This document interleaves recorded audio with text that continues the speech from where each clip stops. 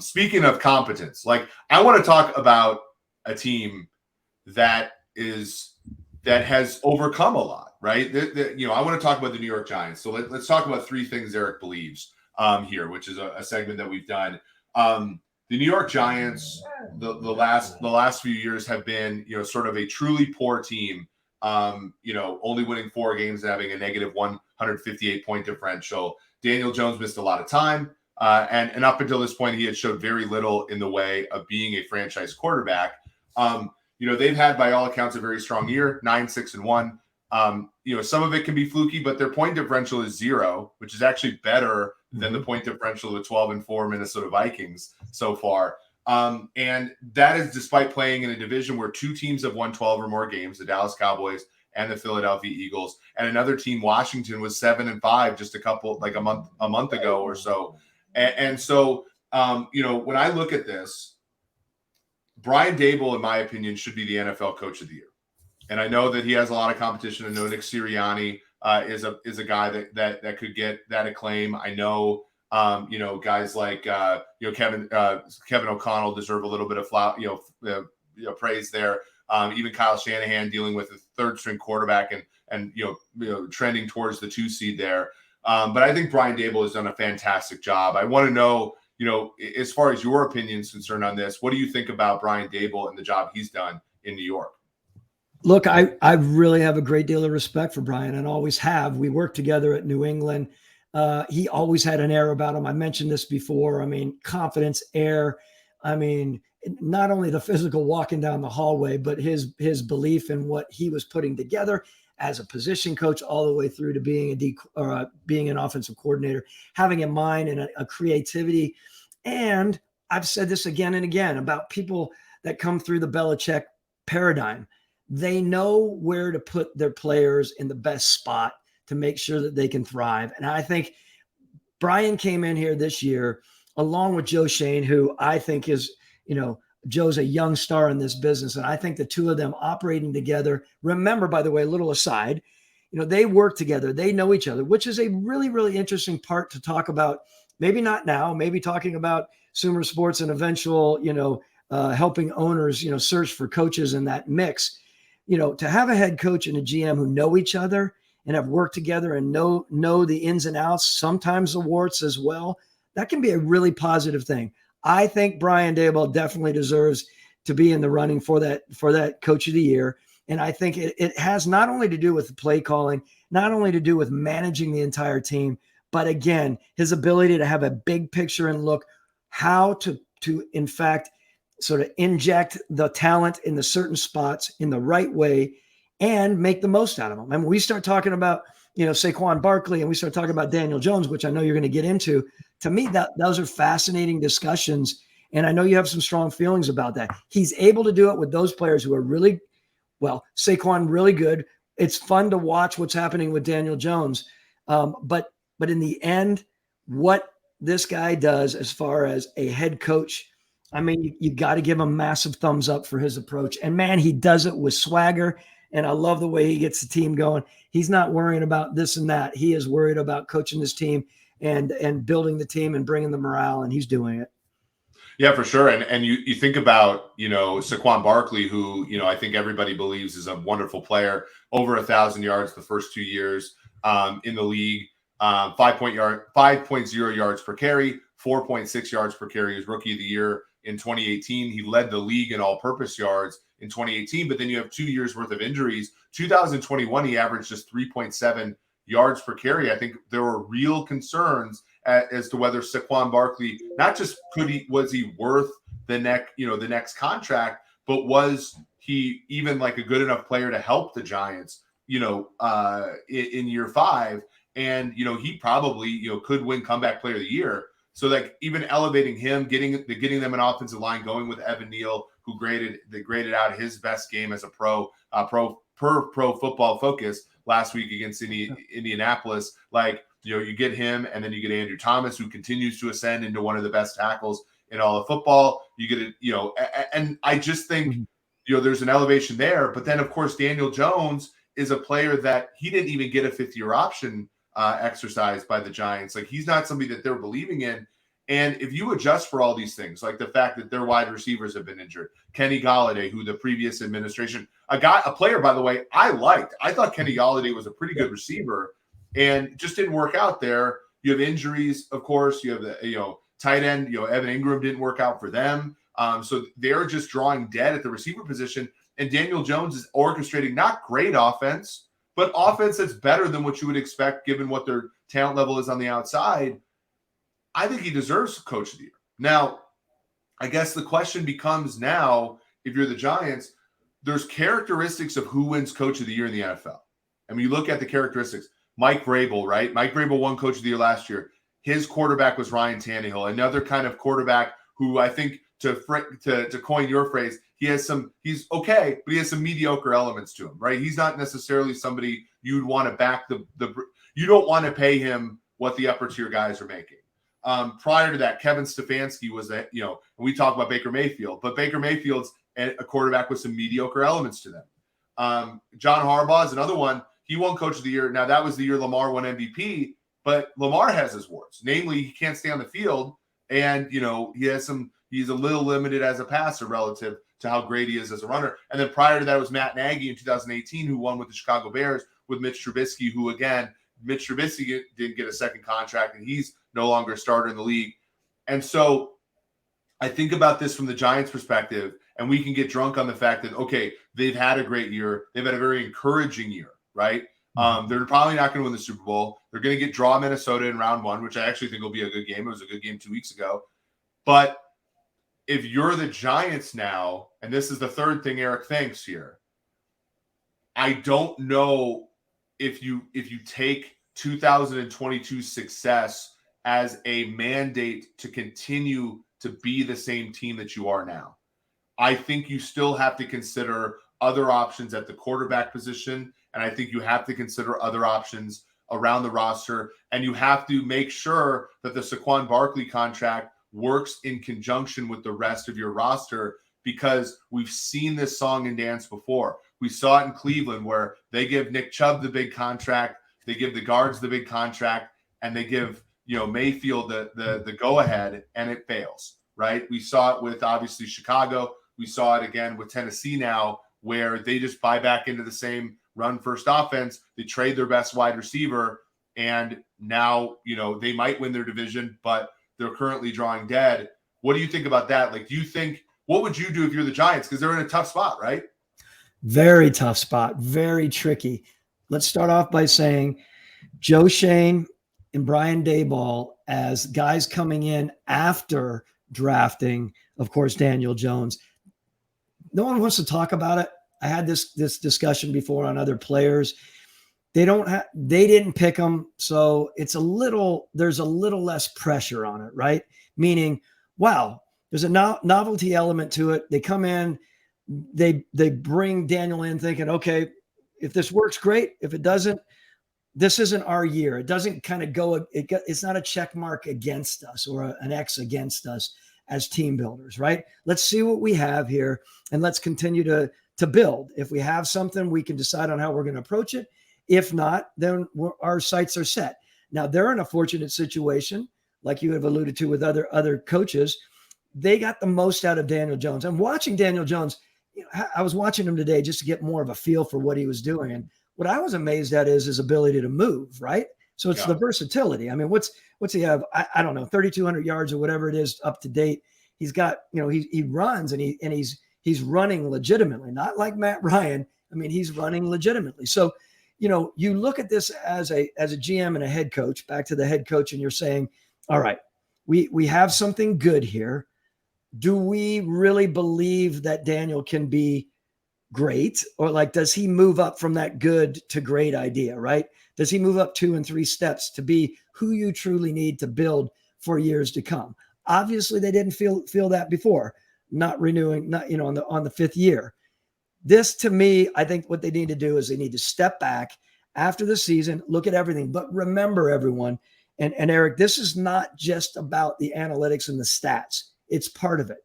Find out where the kid is as a leader. Find out where the kid is from an injury standpoint.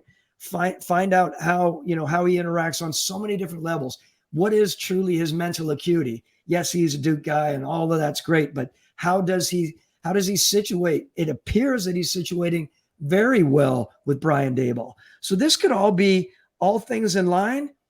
Daboll and Shane may say, you know what? We're very fortunate here, and I'm a big believer in this. Let's go in. Let's look for a quarterback to wait in the wings. I still believe in that Aaron Rodgers approach. Maybe it's rare that you're going to get 4 years on it, but let's keep building. Let's figure out a really creative situation with Daniel Jones, and let's truly look at what if there is an opportunity to pick. But where are they going to pick right now? What are they projected to right now, Eric? Yeah, so the Giants are picking 23rd if the season were to end today. And again, like I think they're only going to be a field goal underdog to the Vikings, and that one is a pretty, like, if they go to US Bank Stadium and win, like obviously that hurts their draft stock, and so they might not even be able to access in the round one the talent that they could.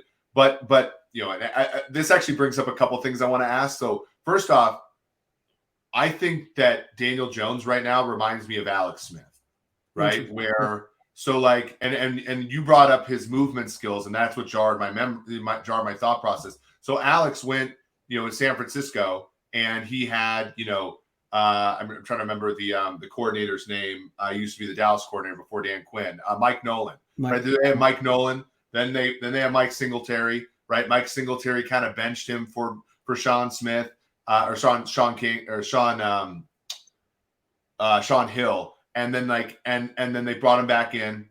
And then when Harbaugh got into town, right, they gave him kind of like a 1-year prove-it deal. They put a great defense around him. They played an easier schedule, and Alex Smith blossomed. And part of the reason Alex Smith was able to blossom was he had the physical ability to run the ball when things got bad. So, like, you take away that physical ability and kind of everything else goes away.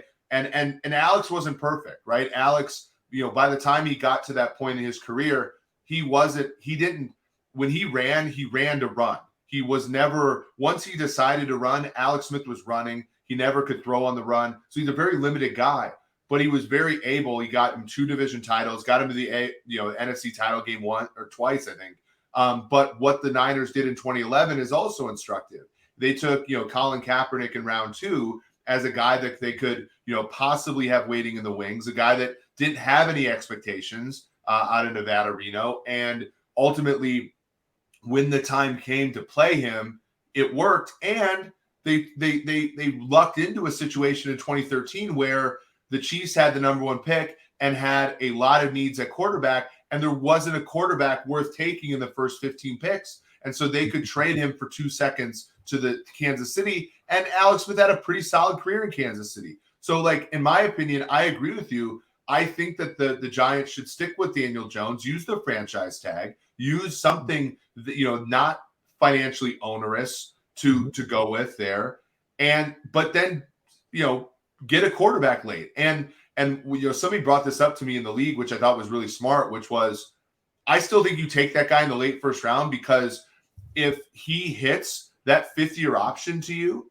is worth more than the delta that you get between the first round pick and the second round pick. If a quarterback hits, that 5th-year option is worth so much to you. So I even think that they should use a back half of the first rounder on maybe Anthony Richardson or somebody else who's sort of in that like fringe first round range. I think I think that's a really good thought. And on another note, I think very, very important.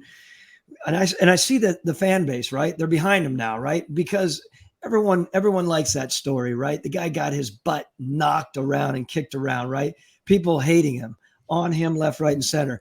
There's a resiliency factor on quarterbacks that, to me, is admirable. When you can deal with all that and keep moving forward, not only with his happy-go-lucky smile that he has there, but you pull for a guy like that, right?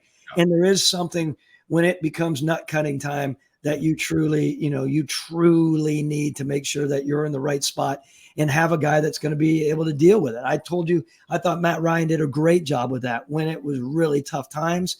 And I think they're realizing now, it will be interesting to see, but I think they're realizing now that there's some element of resiliency maybe they didn't believe they necessarily had before this year. Yeah, so that's great. I think the quarterback discussion was really rich there. Let's actually, Arjun Menon, who was actually one of my interns at PFF before I left, He says, how much of the emotional team captain, face of the franchise factor would you, Thomas, say influences contract negotiations between, the front office of the Giants and Saquon Barkley? Because as he iterates on the next, comment here, historically paying running back second big contracts haven't worked out that well. And, Barkley is, because of his volume, is sort of hitting that stage where guys sort of struggle, later on in their career. What would you like? What does a good contract here look like for Barkley? And does that sort of face of the franchise thing factor in when you are negotiating with him in this instance? Look, I've been around some running backs that have face of the franchise over the years, and they are important. I'm not talking about Devontae Freeman. That was different, right? And we all remember that Devontae's agent coming out with a contract offer as we were on the bus on the way to practice. Unbelievable. And Devontae, I thought, was a really good running back. That's beside the point. I thought I needed to express that. But some of the running backs having been around, not only Corey Dillon when we were in New England over those years, but when I think about even Michael Turner back in the early years and on that we have had that I've been around, they're important. But to your point, I really do believe that it's tough for me to think about signing a running back to a huge contract because, again, as evaluators, we do believe that you can get a really good value guy in the 4th, 5th, or 6th round sometimes. We used to laugh because we used to look at Denver, right? And we used to look at, where Coach Shanahan, I'm talking senior Shanahan, used to just pull them out, man. He would pull those guys and get them working in the right system, and they were running really well. So love Saquon Barkley for a lot of reasons. I'm more concerned about what they do with the quarterback than the running back. And it would be great to have him back. I understand that, but I just don't know if that's something that they need to be focused on. Now, that said, there's no question it's heavy on their minds because they realize how productive he can be. Again, what's he at 1,300 yards this year, I think?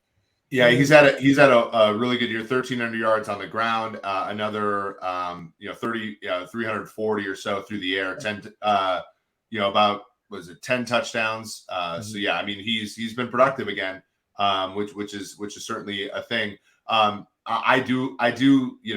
want to give you your flowers a little bit here though. When I look at the 2008 rushing leaders, obviously Adrian Peterson, the 7th overall pick out of Oklahoma, with 1,760 yards rushing that year. But somebody that you picked up, Michael Turner, 1,699 yards, 17 touchdowns on the ground in his first year with the Falcons. Like Michael Turner was, before he went to Atlanta, his most famous play was breaking up an Indianapolis perfect season in what was the RCA Dome back then.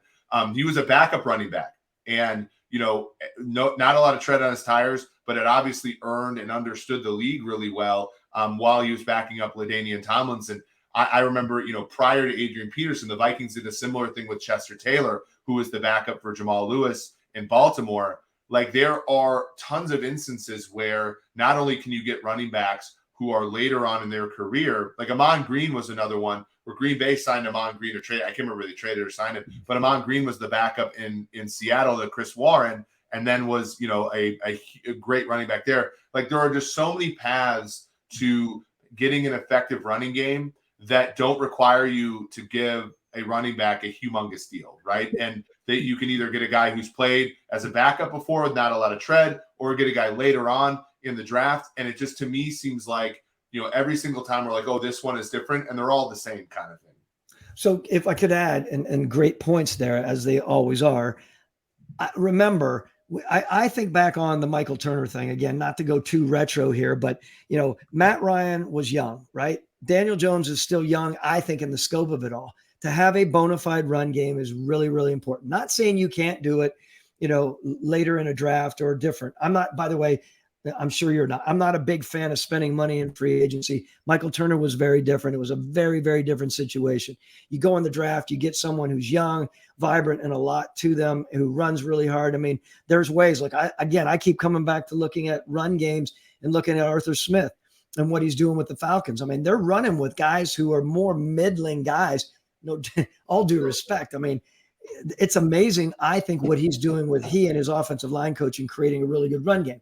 Back to a quarterback like this, make sure that you have a run game firmly in place, and an understanding not only the run game itself. I'm going to tell everyone there is a confidence level that a quarterback has going into a game, like Matt Ryan had to do in those early years, that you have that the run game, you have the versatility to toss it out, high percentage shots to the running back. That versatility element is really, really important as a running back. So in the end, you have a young quarterback, make sure you continue to grow and make sure you have a plan. If you ever do move on from Saquon Barkley, there better be a bona fide plan there, or there becomes a little bit of a womp element to it. And all of a sudden you're running in the mid pack, and then things get anxious, again, projecting the next year for Daniel Jones, and the run game's not operating. Then it becomes a lot more complicated. Yeah, one thing we did notice when I was doing some work, on running offenses, though, is if you look at any stat you look at, whether it's yards before contact or perfectly blocked play rate or something like that, the better the quarterback is at designed runs, the easier it is on the running back. And maybe you are seeing a little bit of that with Barkley's resurgence, is that Daniel Jones has some gravity. We talked about that with Malik Willis. But you look at, the running backs that have success as far as they have the easiest plate in front of them. It's the Ravens running backs. It's the Cardinals running backs. It's the Jaguars running backs with Lawrence and his ability to run. And so maybe, if you keep Jones, maybe you let Barkley walk, because, that next running back that comes in is going to have an easier time of it because the quarterback has some movement ability as well. So those are all things. And those are things, by the way, not to plug, well, actually to plug Sumer Sports. These are the nonlinear effects that we are looking at as a part of what we're working with at Sumer Sports, something that we're really trying to, hone in on here.